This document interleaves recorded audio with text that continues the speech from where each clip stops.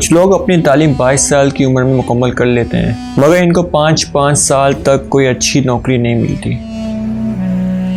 कुछ लोग 25 साल की उम्र में किसी कंपनी के CEO बन जाते हैं और 50 साल की उम्र में हमें पता चलता है कि इनका इंतकाल हो गया। जबकि कुछ लोग 50 साल की उम्र में CEO बनते हैं और 90 साल तक हयात रहते हैं।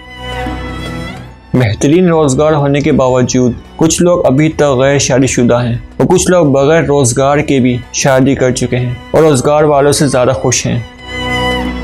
ओबामा 55 साल की उम्र में रिटायर हो गया, जबकि ट्रम्प 70 साल की उम्र में शुरुआत करता है। कुछ लेजेंड इम्तिहान में फेल होने पर भी मुस्कुरा देते हैं और कुछ लोग एक नंबर कम आने पर भी रो देते हैं। किसी को बगैर कोशिश किए भी बहुत कुछ मिल गया और कुछ सारी ज़िंदगी बस एड़ियाँ ही रगड़ते रहे।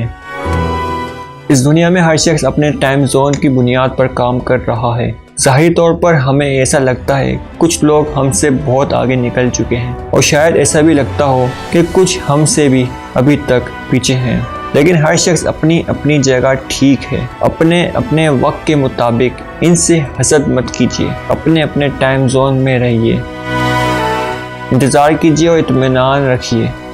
नहीं आपको देर हुई है और ना ही जल्दी।